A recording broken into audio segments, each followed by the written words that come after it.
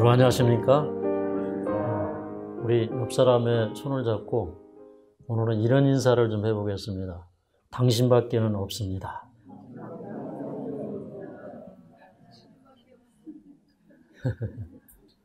우리 남자분들끼리는 그게 안 되나 봐요. 당신밖에는 없습니다.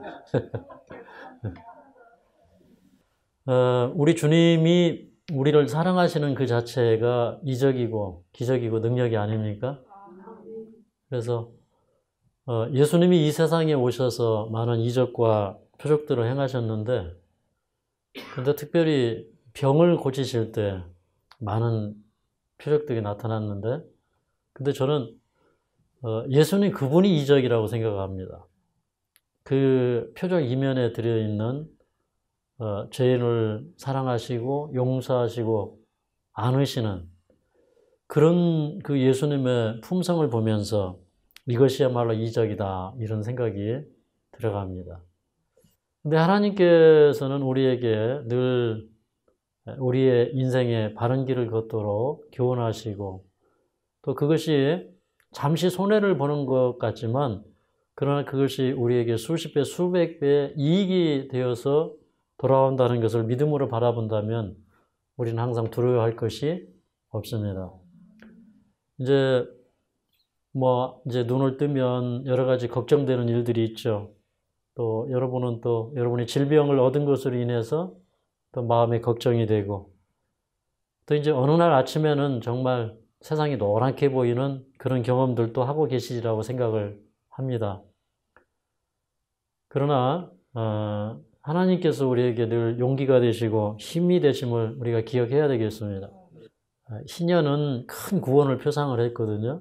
그런데 이스라엘 민족들은 50년째가 되면 무조건 희년이 돌아옵니다. 주기는 49년인데 50년째는 항상 이제 이들이 희년을 지켜요. 근데 희년이 되면은 이제 빚을 졌던 사람이 완전히 탕감을 받아. 그리고 또 이게 이제 우리가 이제 집안이 망하면 이제 빚을 지고, 빚을 지다 보면 또 노예로 팔려가잖아요. 근데 그 노예가 석방을 받아 자유함을 누려요. 그것도 이제 주인은 그 노예에게 이렇게 풍족하게 주어서 석방을 시켜줍니다. 그뿐만 아니라 이제 땅을 팔아먹잖아요. 또 집도 팔아먹고 그러면 50년이 되면 자기의 잃어버렸던 기업을 합법적으로 다시 되찾아요. 근데 이제 그 희년을 알리는 소리가 있었는데 그게 이 대속제일에 부는 나팔소리였어요. 대속제일이 마치고 저녁이 되면 나팔소리가 울리면서 온 땅에 이 나팔소리가 울려 퍼지면서 희년의 나팔소리가 들려오는 거예요. 그러면 그 희년의 나팔소리를 손꼽아 기다리는 사람들이 있는 겁니다. 마치 제가 군대에 가 있을 때 이제 그 집에 돌아갈 날을 손꼽아 기다리는 거예요. 근데 얼마나 기다렸던지 제가 제대하고 10년이 지난 다음에도 군대에서 제대 날짜 기다리는 꿈을 꾸어요. 그런데 이제 마치 파수꾼이 그 전방에서 근무 쓸 때 얼마나 추운지 몰라요. 근데 아침 그 시간이 되면 춥거든요. 그러니까 빨리 교대할 시간 기다리는 거예요. 근데 그 파수꾼이 아침을 기다리는 것보다 더 주님의 오심을 기다리는 사람이 주님의 재림을 맞이할 것이라 그랬거든요. 그랬는데 이제 그 예수님께서 오실 때 천사장의 나팔소리와 함께 오신다 그랬어요. 그리고 이제 어떤 사람은 이제 그 석방의 날을 기다리는데, 그 노예 해방의 날을 기다리는데 아직 그 해방을 맞이하지 못하고 지금 이제 감옥에서 죽는 것입니다. 그러니까 이 사람은 그 해방의 날을 기다리는 거예요. 근데 이제 그 무덤 속에 있는 자들이 하나님의 음성을 들을 때가 온다 그랬죠. 그리고 그 나팔 소리가 나매 호련히 사람들이 무덤 가운데서 부활해서 주님을 맞이할 것이다 그랬거든요. 근데 다 이렇게 구원의 아침을 보지 못하고 죽은 수많은 사람들이 예수님께서 딱 오실 때 나팔 소리를 이제 그 천사장의 나팔 소리와 함께 그 나팔 소리를 불면서 오시는 거예요. 그때 잠자던 자들이 호련히 다 깨어나는 거예요. 여러분 그때 그 광경을 생각해 보시기 바랍니다. 우리는 그 나팔 소리가 뭔 뜻인지를 잘 모르는데 옛날에 그 나팔 소리를 기다리다가 그 소리를 채 듣지 못하고 잠든 사람들이 또 그리고 주님의 오심을 기다리는 그 수많은 유대인들이 나팔 소리가 들릴 때 어떤 생각이 들까요? 아, 이제 우리 주님 오시는구나. 그 소리를 듣고 우리가 일어나는 거예요. 그러니까 우리는 이제 왜 예수님이 천사장의 나팔 소리와 함께 오시는가? 그것만 생각해도 참 마음에 감동이 벅차오릅니다. 저는 그 예수님이 재림하실 때 우리가 어떻게 예수님의 재림을 맞이할 것인가? 우리 뭐 계시록 19장이나 이런 데 살펴보면 그런 장면들이 쫙 나오는데 야, 감동적이에요. 얼마나 감동적인지 몰라요.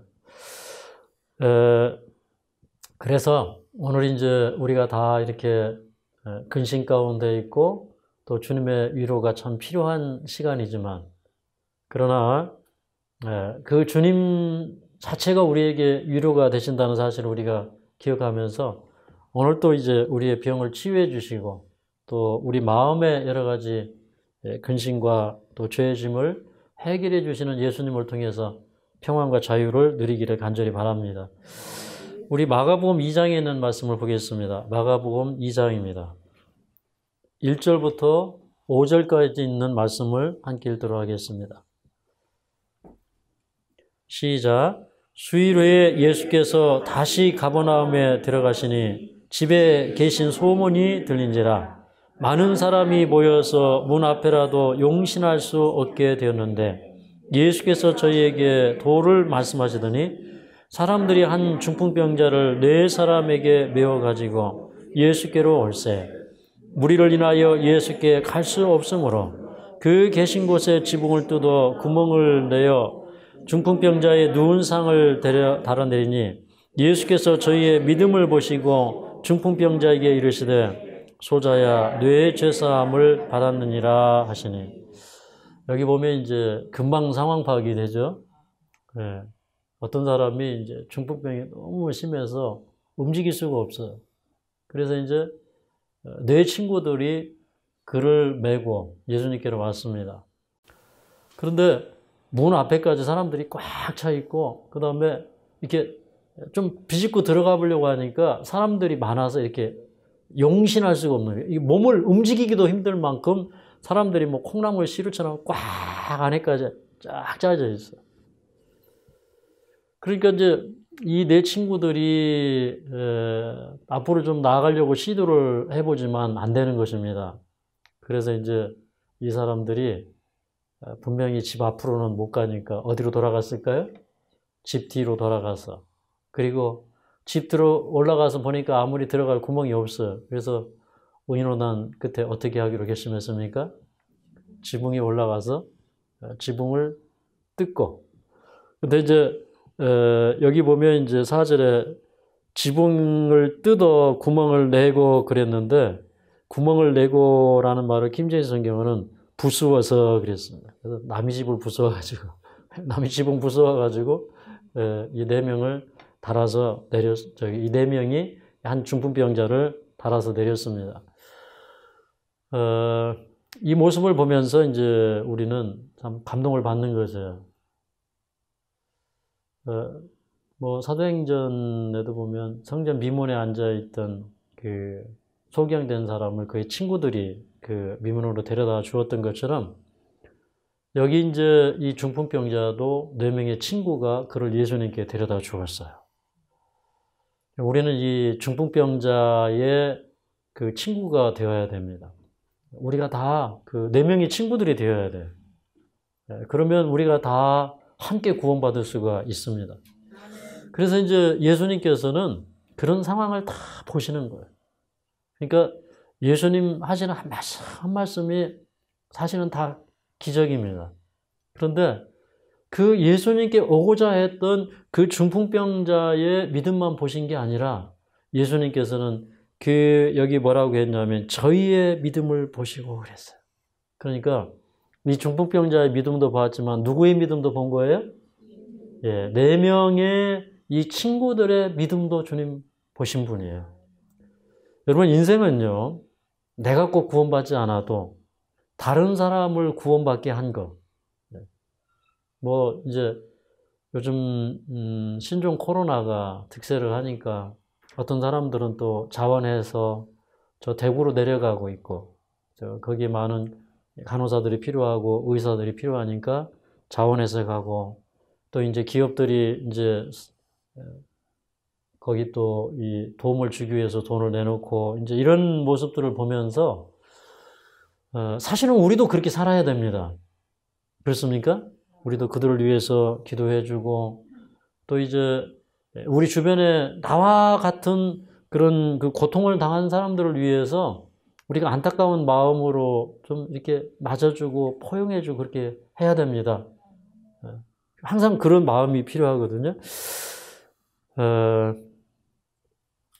로마서 8장 28절에 보면 이런 말씀이 있습니다. 로마서 8장 28절에 우리가 알거니와 하나님을 사랑하는 자, 곧 그 뜻대로 부르심을 입은 자들에게는 모든 것이 협력하여 선을 이루느니라. 그래서 우리는 이 그리스도인이기 때문에 모든 일에 협력해서 선을 이루는 그런 마음이 필요합니다. 근데 이제 그런 마음이 우리에게 참 없어지고 우리가 너무나 이렇게 못난이가 되는 그런 때가 참 많아요. 뭐 이제 그런 것들은 사실 우리 스스로가 이렇게 깨달아야 되지만 그래도 이제 마음속에 한 가지 생각이 나는 건 우리가 이제 하늘마을에서 이렇게 그 식탁을 항상 이렇게 볼 때 예전에 한동안 이제 그런 병이 찾아왔었어요. 어떤 사람은 이렇게 밥을 퍼먹으면 밥 속에 있는 콩을 하나씩 다 골라가지고 다 그걸 골라가지고 자기 밥솥에 이렇게 다 갖다가 먹어요. 그 어떤 사람은 또 이렇게 국을 해놓으면은 이렇게 밑에 건더기만 쫙 해가지고 물은 다 쏟아버리고 국물만 갖다 먹으니까 그 뒤에 오는 사람이 다 그렇게. 그게 참 철없는 일이고 또 다른 사람을 배려하지 않는 그런 것이라는 걸 말씀으로 이렇게 권면하고 저렇게 권면해도 그 마음이 변화가 안 돼요. 그래서 예수님의 마음은 뭐냐면 좀 떨어진 것도 주워 먹고, 좀 옆에 있는 이렇게 예쁜 것만 먹는 게 아니라 좀 망가진 것도 갖다 먹고, 사실은 이제 이게 우리 예수님의 마음인데, 그러니까 그렇게 하는 우리의 행동이 미운 게 아니라 사실은 그게 변화되지 않고 깨어지지 않는 우리 심령에 우리는 계속적인 질병을 가지고 있다는 것입니다. 맞습니까? 근데 이게 작은 일이지만 사실 돌이켜보면 그런 것들이 얼마나 많은지 몰라요. 그런데 여기 이 말씀을 읽어보면 이 말씀 속에 이 말씀이 드러내는 그 깊이 속에 정말 기적 같은 얘기들이 계속 기록되고 있는 거예요. 그래서 오늘 이제 그 기적 같은 말씀들을 우리가 살펴보면서 우리 예수님이 얼마나 우리에게 기적이신가, 그것을 우리가 좀 느껴보시기 바랍니다. 여기 1절에 우리가 읽었습니다. 수일 후에 예수께서 다시 가버나움에 들어가시니 집에 계신 소문이 들린지라. 여기 다시 가버나움에 가셨다고 얘기하고 있거든요. 그러면 가버나움에 다시 가셨다고 하는 얘기는 가버나움에 예전에 가셨다는 얘기죠. 근데 여기 1장에 보면 그 앞에 바로 이런 얘기가 기록되었는데 그 한 문둥병자가 예수님께 옵니다. 근데 이 한 문둥병자가 왔는데 이 문둥병자가 예수님께 그 와가지고 자기 몸을 던지면서 주여 원하시면 저를 깨끗게 하실 수 있나이다 라고 한 곳이 이 가버나움이에요.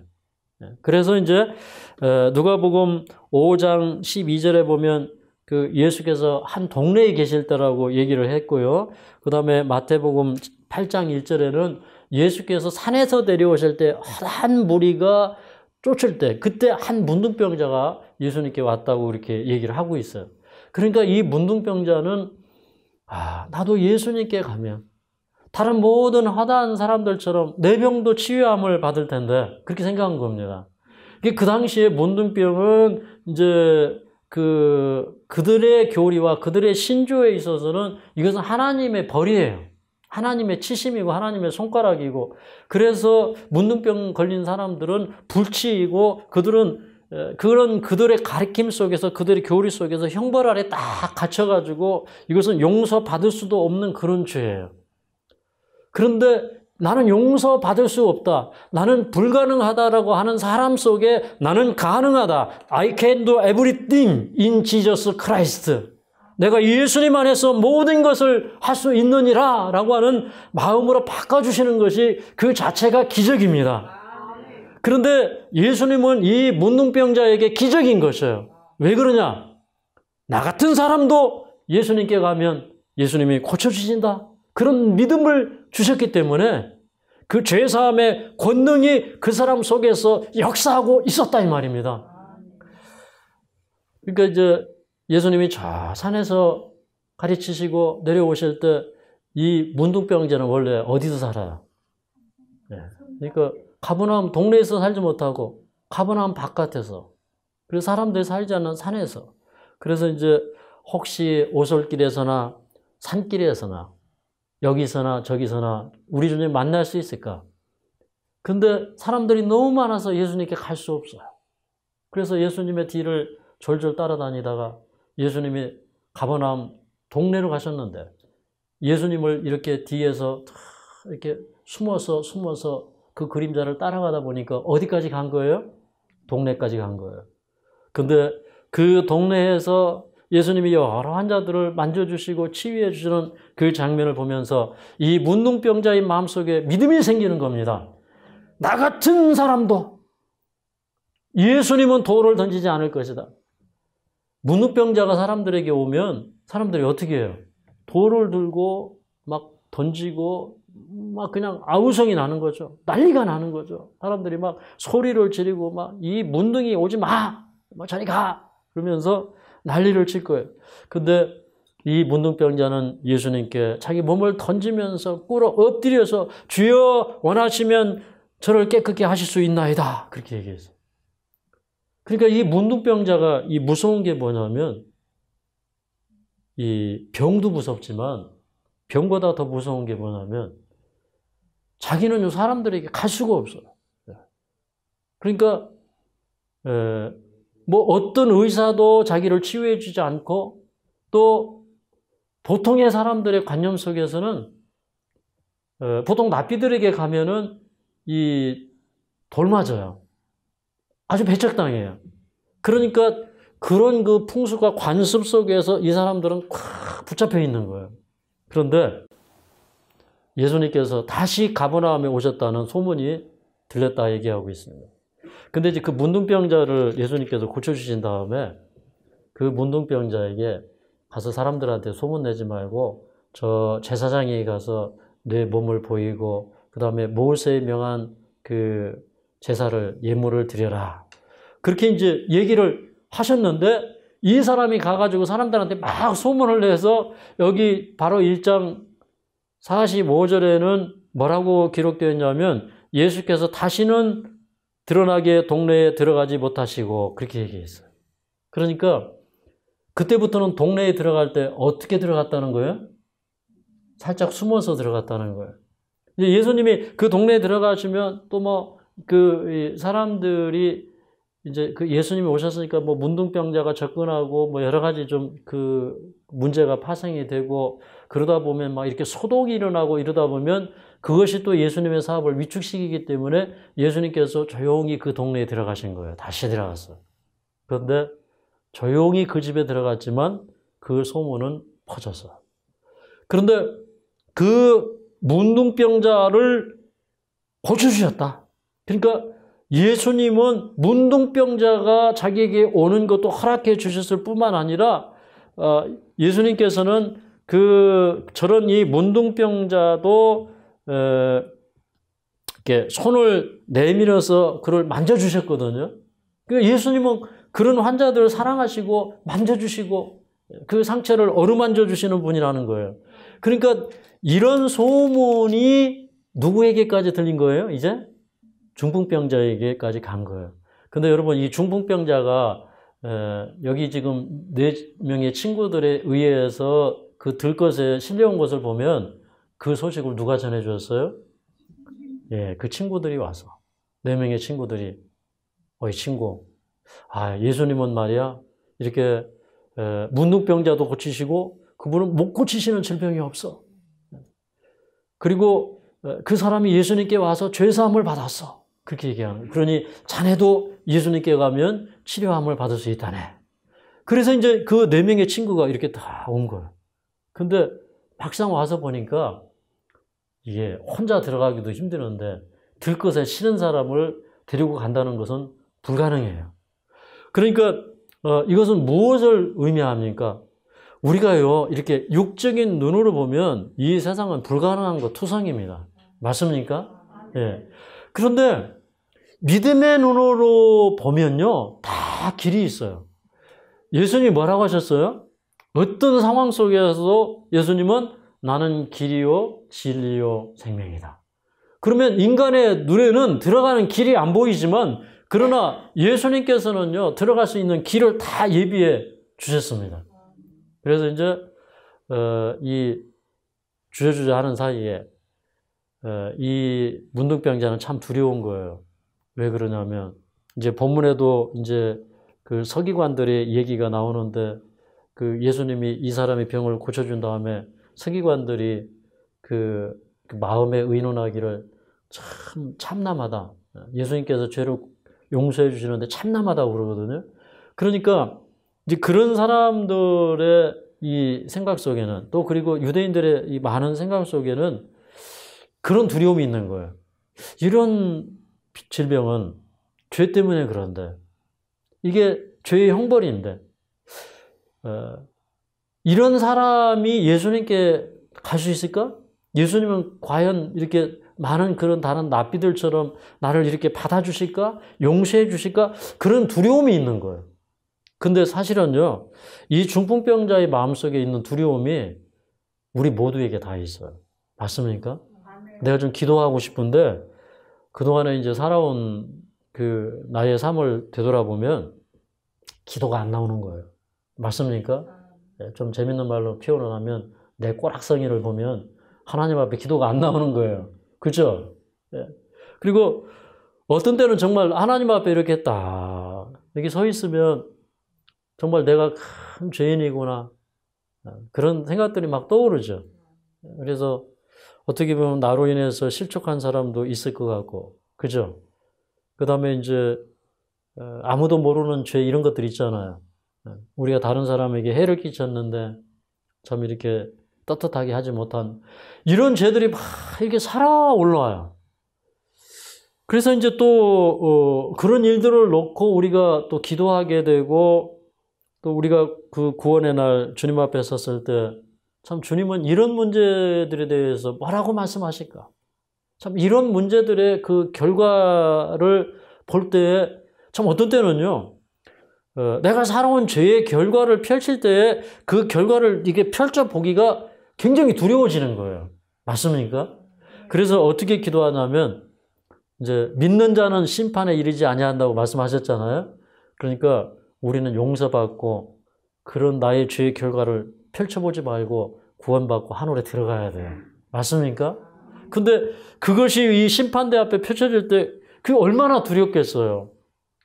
그때 우리가 이 세상에서 나로 인해서 실족하고 구원받지 못하고 마치 이렇게 바다에다가 탁 돌을 하나 던지니까 거기에 이렇게 너울이 막 쫙 이렇게 일어나가지고 퍼져가는 것처럼 내가 세상에 그런 존재로서 살아간 그런 부끄러운 부분들이 이렇게 펼쳐질 때, 야, 그거 감당치 못하는 거예요.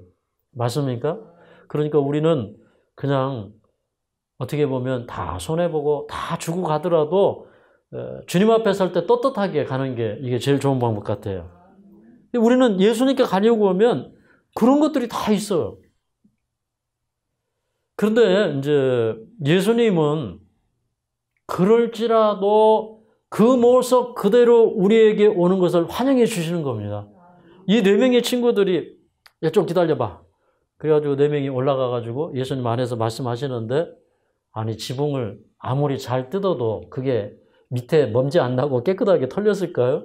뜯다 보면 밑에 막 뭐가 쏟아지고 그죠? 먼지 쏟아지고 그 다음에 여기 이제 구멍을 냈다고 그랬는데 김재수 성경에는 부수고 뭐 부수어서 이렇게 얘기했거든요. 우리 한글 성경에는 그 남의 집은 부수고 들어간 거예요. 그리고 이제 막 밑에서는 이제 난리가 난 거죠. 막 위에서 막 먼지 쏟아지고 그다음에 들것이 이제 이렇게 내려오는데 거기 이 들것 가운데 정말 이렇게 두려움 가운데 숨지고 있는 이 한 환자가 있는 겁니다. 근데 이제 드디어 그가 예수님 앞에 다 왔어요. 이 사람이 지금 이제 자기 상황이 너무 어이가 없어요. 그러니까 예수님한테 와가지고 뭐라고 얘기해야 돼요? 예수님 저 좀 고쳐주십시오. 그렇게 얘기해야 돼요. 근데 본문 가운데 보니까 이 사람이 와가지고 아무 말 못하고 있는 거예요. 그런데 5절에 보니까 예수께서 저희의 믿음을 보시고 중풍병자에게 이르시되 뇌 죄사함을 받았느니라. 이게 얼마나 기적입니까? 예수님이 뭐라고 했다고요? 저희의 믿음을 보시고. 이게 이 마지막 사업은 다 협력해야 됩니다. 우리가 서로 부조가 안 돼요. 합력해서 기도하고 참 서로의 결점을 서로 감싸주고 이런 역사가 이 교회 안에서 있어야 돼요. 이게 저희의 믿음입니다. 나의 믿음으로 구원이 안 될 때는 누구의 믿음으로 구원되는 거예요? 우리 함께한 공동체의 믿음으로 그렇게 구원이 되는 겁니다.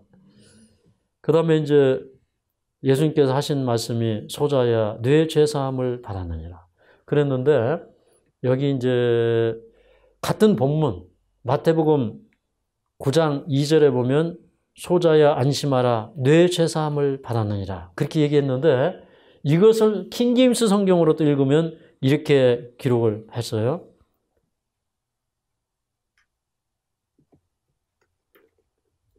아들아 기운을 내라 내 죄들이 용서받았느니라.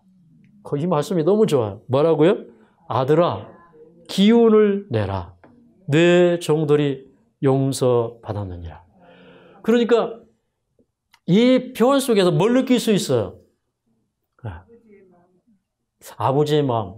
그것도 아주 훌륭한 마음이네. 그죠? 그래서 저는 이런 생각도 해봤어요. 아니 이 중풍병자가 나이 많겠어요? 예수님이 나이 많겠어요?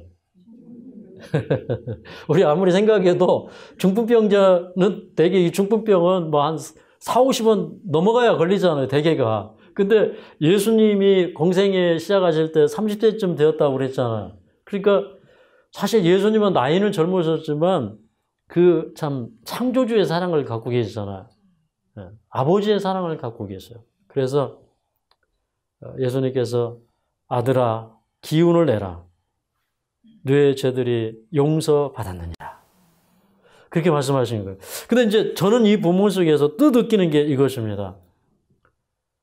이 중풍병자의 마음속에 얼마나 투쟁이 있겠어요. 그러니까 걱정이 앞서는 거예요. 이 중풍병자는 참 양심적인 사람이에요. 그러니까 내가 이렇게 병이 온 것은 내가 잘못 살아서 그렇다. 그러니 내가 이 죄의 문제를 예수님께 해결함을 받아야 된다. 주변의 사람들이 다 당신 죄 때문에 그래. 그렇게 얘기할 때 우리 마음속에 이제 두 가지 마음이 일어날 수 있어요. 뭐 내가 죄이냐? 나는 아닌데. 이런 마음이 일어날 수도 있고 또 한편으로는 그래. 사실은 나는 심각합니다. 왜 그러냐면 당신들이 나를 죄인이라고 그러는데 당신들이 나를 죄인이라고 하는 게 심각한 게 아니라 예수님은 나를 어떻게 보실지 나는 이게 심각합니다. 이런 사실 마음이 일어나는 거예요. 맞습니까? 네. 제가 이제 그렇게 좀 코너에 몰렸던 적이 있어요. 제가 이제 이렇게 참 그 모함을 많이 이렇게 받던 시절이 있는데 어느 날은 이렇게 교회를 갔어요. 이렇게 교회 가서 저 뒷자리에 앉아서 이제 뭐 목사님 오셔가지고 뭐 무슨 뭐 또 부흥회를 한다고 그러니까 저 뒷자리에 앉아서 이렇게 앉아 있는데 한 집사님이 딱 오더니 이제 교회가 참 큰 교회인데 사람들이 잘 안 앉는 데가 있어요. 이렇게 피아노가 있으면 이렇게 피아노에 이렇게 가려져가지고 잘 안 보이는 데가 있는데 거기를 딱 가리키더니 전사님 저기 가서 앉으시죠 그러는 거예요. 그래서 이제 뒤에는 사람들이 많이 오니까 앞자리에 가서 앉으려나 보다. 그러고 이제 앞에 가서 딱 앉아 있는데 조금 있다 또 오더니 이분이 맨 꼭대기 자리를 가리키더니 전사님 저 뒤에 가서 앉으십시오 그러는데 딱 느낌이 야, 너 같은 놈이, 너 같은 인생 망나니가 어떻게 교회에 왔냐? 나가라! 이 소리로 들리는 거예요. 근데 이제 제가 그 소리를 듣고도 안 나갔습니다. 그리고 저는 매일처럼 교회에 갔습니다. 그리고 이제 주님 앞에 기도하는 거예요. 하나님, 저는 사람들이 저보고 죄인이라고 하는데 사실은 저 사람들이 저를 죄인이라고 하는 것보다 저는 더 큰 죄인입니다. 그런데 이제 이 모든 저의 모습을 주님 앞에 숨기고 싶지 않습니다.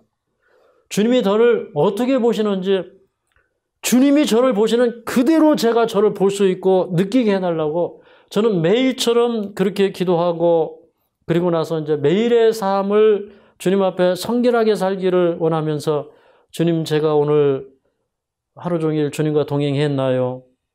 제가 오늘 주님과 기도했나요? 사람 만날 때 제가 기도했나요? 오늘 내 마음의 생각이 어디에 있었나요? 주님이 나를 사로잡았나요? 이제 이런 것들을 주님 앞에 가서 날마다 물어보는 거예요. 그러면서 다시 이제 회개 기도하고 아침에 일어나서 주님의 능력을 의지하고 하루를 살고 또 그 다음에 이제 이 세상의 가장 큰 기적은 우리가 하나님을 아는 것도 기적인데 사실 가장 큰 기적은요. 주님께서 우리 마음속에 찾아오시는 경험이에요. 그래서 주님이 나를 봐주셔야 돼요. 내가 환자인지 내가 불구자인지 내가 어떤 사람인지 정말 내가 주님의 도움이 없이는 아무것도 할 수 없다는 속절없는 죄인이라고 하는 그런 마음이 이르러 와야 돼요. 근데 이 중풍병자의 마음이 그랬다 이 말입니다. 그러니까 그런 이 주님 앞에 간다는 그 자체가 나는 무가치하고 나는 구원받을 자격도 없고 그런데 예수님은 사랑이시고 예수님은 그 자체가 기적이시고 능력이시니까 나는 예수님 앞에 가야 되겠다. 이 생각 때문에 이 사람은 정문으로 들어가지 못하고 지붕을 뚫고 지붕 꼭대기로 들어갔어요. 근데 예수님이 책망해 주셨어요? 책망 안 했어요? 남이 지붕 뜯으면 돼요? 안 돼요? 안 되죠. 네. 그런데 주님께서는 그걸 용인해 주셨어요. 이게 이제 윤리적으로는 안 되는 문제예요. 그러나 윤리적으로 안 되지만 주님의 구원 안에서는 용인이 되는 문제예요. 우리는 사실요 용서받을 수 없는 죄인들이에요. 예. 이 세상 윤리로는 용서받아서는 안 되는 죄인들이에요. 여러분 용서받는 게 좋아요? 용서 못 받는 게 좋아요? 때로는 용서를 좀 늦게 받아야 좋은 때도 있어요. 왜 그러냐면 맞을 때는 좀 맞고요. 회개할 때는 좀 회개해야 됩니다. 맞습니까? 우리는요. 어떤 때 하나님 앞에 너무 뻔뻔해요. 그죠? 그렇다고 여러분 뭐 나는 구원받을 자격이 없으니까 안 받는다고 그건 완악한 마음이에요. 그게 아니라 주님 저를 좀 때려주십시오. 저를 좀 혼내주십시오. 그런 마음이 우리에게 좀 있어야 돼요. 제가 이제 중3 때 외출을 한번 했거든요. 그 외출이라고 하는 것보다는 이제 시골에서 이제 서울 구경 한 번도 못 했던 제가 친구들하고 이제 가출을 했습니다. 외출이 아니고 가출이네. 말은 똑바로 해야지. 근데 이제 서울에 이제 갔는데 친구들이 배가 고프니까 우선 그 친구들 차비까지 다 돼가지고 서울을 갔는데 친구들 말 우리 뭐 이제 누나네 집에 가면 누나가 차비 줄 거니까 걱정하지 말고 일단은 배고프니까 국수 한 그릇씩 먹자. 그래가지고 국수 한 그릇씩 먹고 그 누나네 집에 갔더니 또 누나네가 마침 또 그 매형하고 또 막 이혼 소송 중이고 이래가지고 뭐 차비 차자도 못 보내고 그냥 도로 나와가지고 바깥에서 한겨울에 뭐 1월달, 2월달에 그냥 잘 데도 없는데 그냥 아이고 12시 사이렌 부르고 막 도망 다니고 하루는 공사판에 가서 자고 하루는 새벽기도도 뭐 남이지 새벽기도 가가지고 뭐 교회 안에서 자고 막 이러다가 3일 만에 집에 왔어요. 뭐 중간에 또 그 뭐 기차역에도 붙들려 가지고 막 진짜 그 뭐 손바닥이 발바닥이 되도록 빌고 해가지고 또 집에까지 왔는데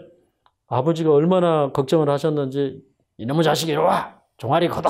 그리고 종아리 탁 걷고 매를 맞는데 매를 맞으면서 아픈 게 아니라 속으로는 야, 이제 살았다. 근데 이게 안 아픈 거예요. 이거 뭐 한 몇 대 맞더라도 집에 와서 야, 빨리 맞고 빨리 근데 이 머릿속에는요. 빨리 저 찬밥덩어리 따뜻한 물에 말아가지고 김치 얹어가지고 먹어야지 그 생각만 들어오고 있는 거예요. 머릿속에. 근데 사실은 그 맞으면서 무슨 생각이 드냐면 무슨 생각이 들까요? 야, 이거 맞아도 싸다. 아니, 죽도록 고생을 하고요. 용산역에 가가지고 월담 해가지고 차비가 없어가지고 친구는 월담 못한다고 그러고 얼어 죽는 것보다 나으니까 월담 하자고 그래가지고 넘어가가지고 막 친구가 경찰한테 붙잡히면 막 경찰한테 딱이 맞고 그러니까 내가 한번 경찰한테 딱이 맞아봤다고 안 된다. 그래서 여기 죽는 것보다 넘어가자 해가지고 이제 새 친구를 데리고 용산에서 뭐 담을 넘어가지고 그래가지고 이제 대천역에 와가지고 붙들려가지고 나오다가 또 막 싸싸 빌어가지고 집에까지 오고 아버지 데리고 오라고 그러는데 아버지한테 또 맞아 죽을까봐 또 그 얘기도 못하고 하여튼 아이고 그랬는데 사실 이제 우리 인생 살다 보면 이런 거는 사실 뭐 큰 죄는 아니에요. 근데 우리 이렇게 인생을 살다 보면 참 우리 구원의 문제, 그죠? 이게 총체적인 죄의 문제 이런 것과 맞닥뜨리는 거예요. 그런데 이 사람은 그 예수님께서 이 사람의 마음속에 그 죄를 용서하시는 그런 권세를 주기 시작할 때 그 권세를 감지하고 느끼던 사람이었다는 거예요. 그러니까 예수님께 온 거거든요. 근데 이제 여기 이제 이런 일이 있을 때 여기 6절부터 이제 10절까지 있는 말씀을 좀 읽도록 하겠습니다. 이 서기관들이 그 예수님께서 죄를 용서해 주는 걸 보고 굉장히 불쾌하게 여겨요. 여기 6절부터 10절까지 읽겠습니다. 시작. 어떤 서기관들이 거기 앉아서 마음에 의논하기를 이 사람이 어찌 이렇게 말하는가 참나마도다. 오직 하나님 한 분 외에는 누가 등이 죄를 사하겠느냐. 저희가 속으로 이렇게 의논하는 줄을 예수께서 곧 중심에 아시고 이르시되 어찌하여 이것을 마음에 의논하느냐. 중풍병자에게 뇌 죄사함을 받았느니라 하는 말과 일어나 뇌의 상을 가지고 걸어가라 하는 말이 어느 것이 쉽겠느냐. 그러나 인자가 땅에서 죄를 사하는 권세가 있는 줄을 너희로 알게 하려 하노라 하시고 중풍병자에게 말씀하시되 여기까지만 보겠습니다. 근데 그 서기관들이 거기 있었어요. 그런데 이 서기관들은 그때 당시에 그 정부의 그 제일 요직에 있는 사람들, 오늘날로 말하면 이제 공무원에 속하는 그런 사람들이고 옛날에 그 산헤드린 회의를 구성할 때 제일 많은 사람들이 서기관 사두개인들이죠. 사두개인들 뭐 이런 사람들이고 그 다음에 이제 이 서기관은 또 어떤 사람들이냐면 옛날에 그 이렇게 율법을 복사하고 막 가리키고 막 이런 사람들이거든요. 근데 이런 그 고위직에 있는 사람들이 항상 예수님 앞에 있어서 예수님이 이렇게 좀 법적으로 흠을 잡으려고 그러니까 예수님이 참 불편해요. 네. 그러니까 예수님이 이 공생애를 사시는 동안 정말 불편함을 많이 겪으셨어요. 근데 오늘도 보니까 여기 어떤 사람들이 와 있다고 그랬어요? 여기 서기관이라고 그랬죠? 서기관들이 와 있어. 근데 이제 이 사람들이 죄를 용서해 주는 걸 보고 뭐라고 했습니까? 참나마도다. 자기가 하나님인가? 하나님 외에는 어떻게 죄를 사해줘? 하면서 이렇게 예수님 앞에서 예수님의 이렇게 어떤 그 권세에 이 사람들이 눌려가지고 말은 못하고 그 서로 얼굴 쳐다보고 마음에 의논했다 그랬어요. 그러니까 말을 바살한 거예요? 안 한 거예요? 안 했어요. 마음으로 의논했어요. 근데 예수님은 마음으로 의논하는 거 알아요, 몰라요? 여러분, 많은 죄가 여러분 우리가 가가지고 뭐 손으로 어떤 일을 행하지 않았어도 마음에서 이 범죄가 이루어지는 것들이 굉장히 많아요. 그래서 사실은 우리는 이제 우리가 지은 죄도 회개를 해야 되지만 마음에서 이루어지는 범죄들에 대하여 신중하게 생각하고 회개해야 됩니다. 근데 사실 이제 이 사람들이 많아서 들어갈 수가 없었어요.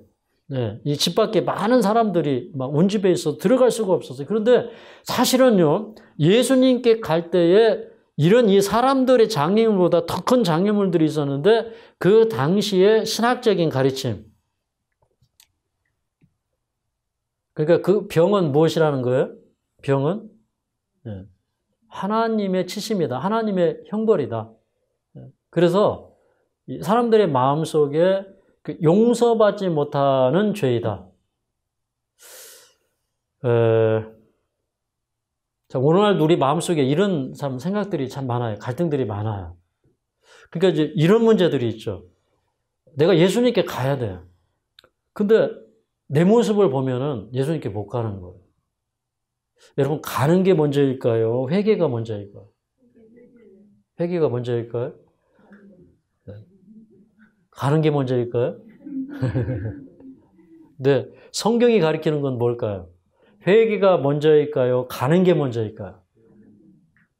여러분, 자기 스스로 죄 문제를 해결할 수 있어요? 없어요? 없어요. 그러면 병을 내 스스로 고칠 수 있어요? 못 고쳐요? 근데 어디 가면 해결이 돼요? 예수님께 가면 해결이 돼요. 그 성경의 가르침은 뭐냐면 우리의 있는 모습 그대로 오라는 것입니다. 그러면 예수님께서 고쳐주시겠다는 거예요. 근데 그 고쳐주시는데 이제 이 서기관들의 마음속에 문제는 뭐냐면 예수님이 죄를 사하는 권세가 있다는 걸 모르는 거예요. 이 권세를 모르는 거예요. 그래서 예수님이 이제 이게 굉장히 중요한 얘기를 제가 이제 합니다. 예수님이 이렇게 이제 물어봤어요. 자, 너희들 마음에 이렇게 의논하는 게 뭐냐? 자, 죄를 사해 주는 것과 또 이 사람의 병을 고쳐주는 것 어느 것이 쉽겠느냐 이렇게 물어봐. 그 여러분은 어때요? 병 고쳐주는 게 쉽겠어요? 죄 사함을 해주는 게 쉽겠어요? 병 고쳐주는 게 쉬울까요? 네. 뭐 그럴 수 있어요, 그죠? 네. 그러니까 예수님께서 이렇게 질문할 때에 그 사람들은 그 어떤 생각을 했을까요? 병 고치는 게 쉽지. 다 그렇게 동의했을 거예요, 그죠? 그런데 내가 이렇게 죄 사함을 받았느니라 이렇게 말한 것은 인자가 땅에서 죄를 사하는 권세가 있는 줄을 너희로 알게 하려 하노라 그랬어요. 근데 예수님이 여기 뭐라고 하셨냐면 인자가 땅에서 죄를 사하는 자격이 있는 줄을 너희로 알게 하려 함이니라 이렇게 얘기 안 했어요. 뭐라고 했냐면 인자가 죄를 사하는 권세가 있는 줄을 너희로 알게 하려 함이니라 그랬어요. 제가 이제 무슨 얘기를 하려고 하는지 좀 우리가 생각을 해봐야 됩니다. 그런데 이제 이 말씀을 하신 다음에 이제 예수님께서 이 중풍병자에게 일어나 내 상을 가지고 집으로 가라 그랬어요. 그랬더니 이제 그 광경을 보면서 사람들이 다 보고 놀랐어요. 그래서 이제 여기 12절에 보면 우리가 이런 일을 도무지 보지 못하였다 하더라. 그렇게 기록했고 누가복음 5장 26절에는 오늘날 우리가 기이한 일을 보았다 그랬어요. 근데 이 본문과 첨부해서 마태복음 9장 8절을 보면 마태복음 9장 8절에 킹제임스 버전을 제가 읽어드리겠습니다. 여기 아주 기가 막힌 말씀이 기록되어 있기 때문에 그래요. 무리가 이를 보고 놀라며 이러한 권세를 사람들에게 주신 하나님께 영광을 돌리더라 그랬어요. 여기 보니까 이 사람들은요 이렇게 이해를 했어요. 예수님이 인자가 땅에서 죄를 사하는 권세가 있는 것을 내가 너희들에게 보여주려고 이런 이적을 이렇게 이 죄를 용서했다 이렇게 얘기를 했는데 그 말을 들은 사람들은 뭐라고 했냐면 그러한 권세를 사람들에게 주신 하나님께 영광을 돌리더라 그랬어요. 요즘 굉장한 얘기를 한 겁니다. 여러분, 이 문둥병자가 깨달은 것, 그리고 예수님의 주변에 있었던 사람들이 깨달은 것은 뭐냐면 이런 거예요. 여러분, 죄는요, 죄 용서로 끝나는 게 아니에요. 죄의 용서 가운데는요, 죄의 세력으로부터, 죄의 속박으로부터 해방될 수 있는 권세가 있다는 것입니다. 네. 그러니까 이 권세를 예수님만 가지고 있는 것이 아니라 그 죄를 용서받고 그 죄를 다스릴 수 있는 권세를 우리에게 주셨다는 걸 우리가 믿어야 돼요. 네. 그게 복음의 능력입니다. 사람들은 무엇을 보고 놀랐냐면 이 사람이 병고침을 받은 것으로 인해서 놀란 것이 아니라 이 사람이 죄 용서를 받고 그 죄의 권세, 그러니까 죄의 권세를 누를 수 있는 것, 죄의 권세를 다스릴 수 있는 예수님의 그 권세를 받은 것으로 인하여 사람들이 놀라면서 주님께 영광을 돌렸다고 하는 것입니다. 맞습니까? 그래서 정말로 회개한 사람들에게 죄를 이길 수 있는 권세가 뭡니까? 네. 그러니까 이제 이런 거죠. 그 베드로는요, 베드로 후서인가요? 여기 베드로 후서 1장에 보면 이런 얘기를 했어요. 베드로 후서 1장. 네. 여기 이제 베드로 후서 1장에, 그는 이런 얘기를 합니다.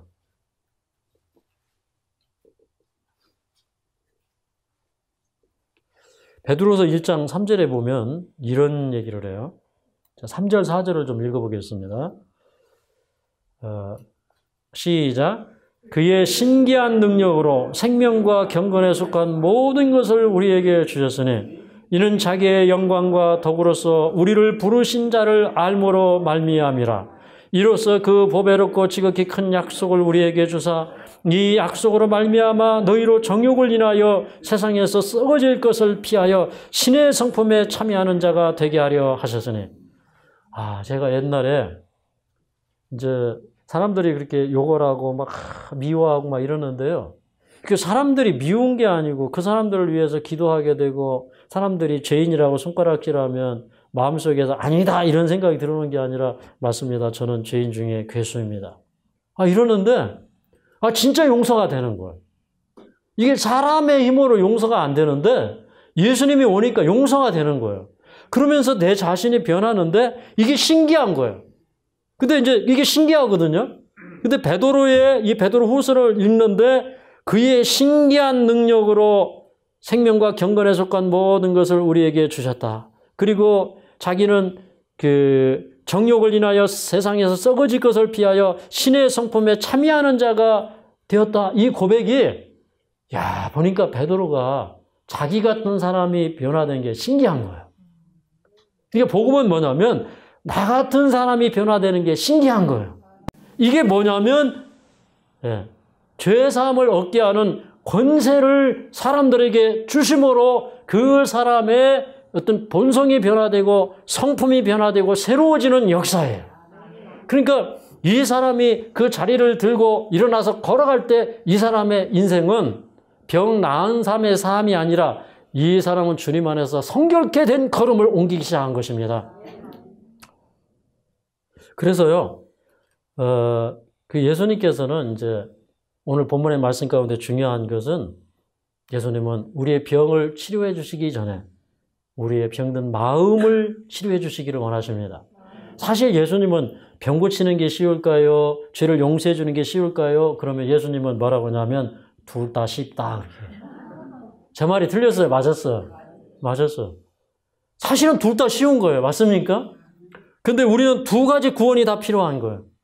그래서 이제 예수님께서 이 중풍병자가 이제 38년 동안 이렇게 그 베데스다 연못가에 누워 있었는데, 근데 이 요한복음 5장에 보면 그 사람을 구원해 주신 다음에 그 사람을 나중에 이제 그 성전에서 만난 다음에 여기 요한복음 5장 14절에 보면 보라 뇌가 나았으니 더 심한 것이 생기지 않게 다시는 죄를 범치 말라 그렇게 얘기했어요. 그러니까 이 중풍병자가 그 병에 걸렸던 것은 자기의 잘못된 생활 습관으로 인해서 생긴 병이었기 때문에 예수님께서는 다시는 그런 잘못된 습관으로 돌아가지 마라. 다시는 그런 죄를 짓지 말라. 그렇게 얘기하신 거예요. 그리고 현장에서 가늠하다가 붙들린 여인을 예수님께서 용서해 주신 다음에 여자여 너를 정죄하는 자들이 있느냐 없나이다. 그랬더니 예수님이 하신 말씀이 나도 너를 정죄하지 아니하노니 가서 다시는 죄를 범치 말라. 이게 8장에 있는 말씀이나 5장에 있는 말씀이나 똑같아요. 다시는 죄를 범치 말라. 그래서 예수님은 우리를 이렇게 질병으로부터의 구원도 해주시기를 원하시지만 우리를 죄의 권세로부터 속량해 주시기를 원하셔요. 그래야 우리가 인생을 아침을 맞이할 때 찬양하면서 맞이할 수 있어요. 그래야 우리 마음속에 걱정, 근심이 다 사라집니다. 사실 질병의 가장 큰 원인은 뭐냐면 이렇게 죄책감, 그 다음에 하나님을 떠나 살기 때문에 그 소외감, 불안감, 그죠? 어떤 그 미래에 대하여 보호함을 받지 못한다고 하는 그런 그 죄의 사선 사망이라는 그런 불안감이 우리의 죄를 키우는 것입니다. 그런데 예수님께 와서 구원을 받은 사람들은요, 그때부터는 이 새로운 권세가 우리를 사로잡기 시작해요. 그래서 예수님을 우리 이 히브리서 7장에는 그 멜기세덱을 예수님의 표상으로 얘기하면서 그 멜기세덱을 의의 왕이에요. 그 다음에 또 평강의 왕이다 그랬어요. 예수님이 의의 왕이라는 건 뭐예요? 그분이 우리 옛날에는요, 마귀가 우리의 왕이 돼가지고 막 이 죄의 세력이 우리를 사로잡았어요. 그래서 사망의 왕으로 됐어요. 근데 의의 왕이 우리에게 오신다 하면은 사망의 왕으로 답니까? 생명의 왕으로 답니까? 생명의 왕으로 타는 거예요. 그게 뭐냐면 예수님께서 우리에게 주신 권세입니다.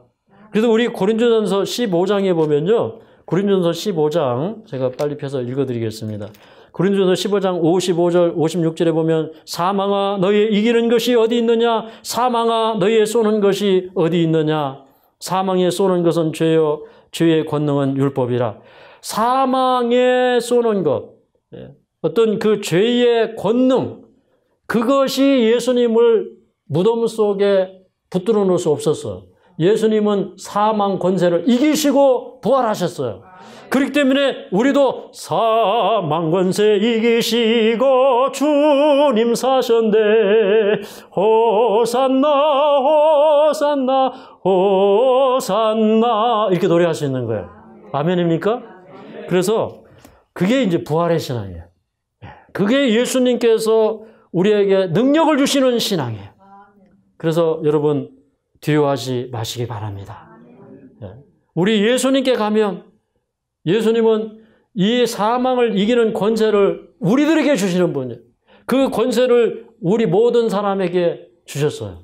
그래서 예수님께서 제자들을 내어 보내실 때 마태복음 10장인가에 보면 그 제자들에게 권세를 주시는데 그 어떤 권세를 주시냐면 귀신을 내어 쫓으며 모든 병과 모든 약한 것을 고치는 권능을 주시니라 그랬어요. 이게 권세, 권능 같은 말이죠. 그래서 예수님은요 우리에게 죄로부터 구원하시는 권능을 주시는 거예요. 여러분 우리가 그 권능을 받으면 병도 나을까요? 그런 우리 예수님의 약속을 믿으면서 우리가 담대한 신앙을 하게 되시기를 간절히 바랍니다. 이 세상에 근심된 일이 많고 참 평안을 몰랐구나. 내 주 예수 날로라 하시니 그 평안이시로다.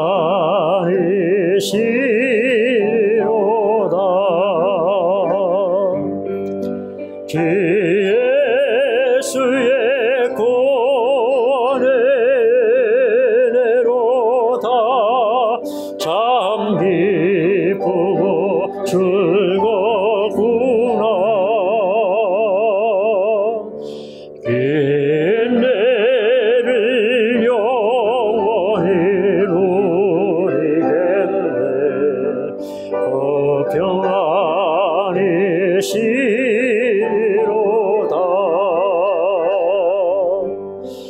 이 세상에 곤고한 일이 많고 잠시는 날 없었구나.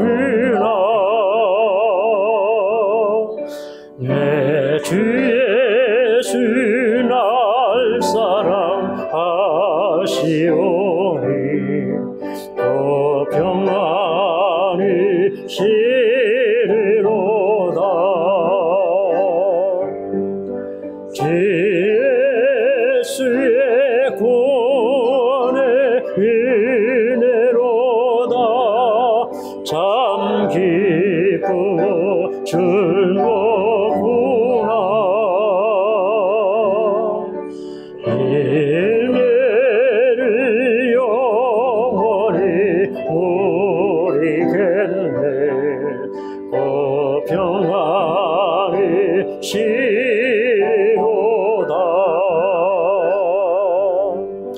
이 세상에 죄악된 일이 많고 참 죽을 사였구나.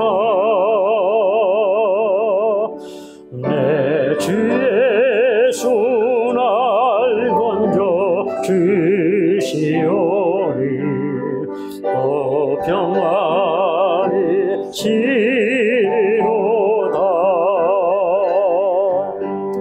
주 예수의 구원의 은혜로다. 참 기쁘고 즐거구나. 인내를 영원히 누리겠네. 그 평안이 시리로다.